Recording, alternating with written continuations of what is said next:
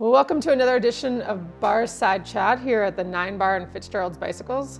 Scott, how's it going? Good. Cheers, Jannine. So there's a ton of talk about cyclocross these days. Can you fill us in? Yeah, cyclocross has really grown in popularity in the last few years here in the United States. It's been huge over in Europe for a long time.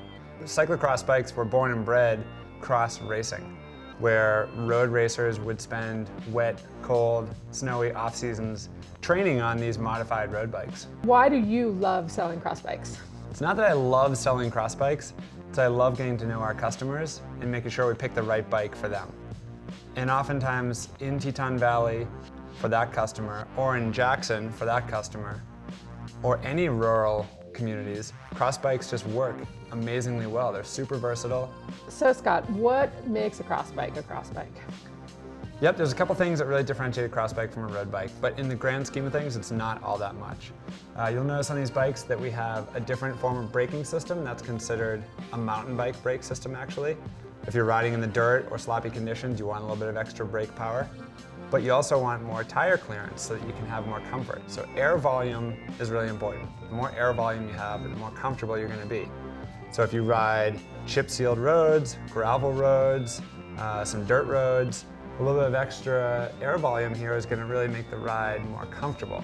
So cross bikes are built to allow for more clearance for a wider tire. And actually the geometries are slightly different so that they handle a little bit better on dirt, so that they don't feel as twitchy as your standard road bike. And you can always put on skinny road tires. And that's what I've been doing personally for a while now. I've been riding a carbon fiber cross bike as a road bike with road tires. Every bit as light, every bit as responsive as my road bikes have always been. But when it's time to turn it off the pavement and get on some dirt, I can change out a tire and have two bikes for the price of one.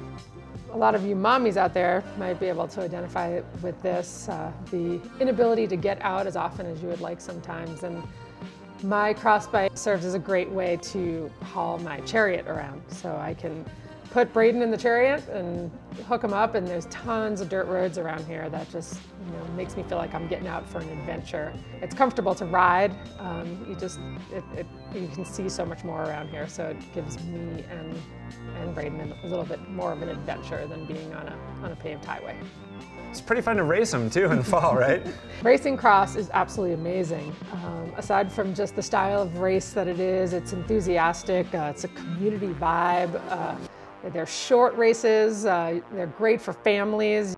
Teton Valley and Jackson Hole, they're both just made for cross bikes because you can go out for a road ride, and if you can tack on a little bit of dirt in that road ride, you're going to expand your options so much.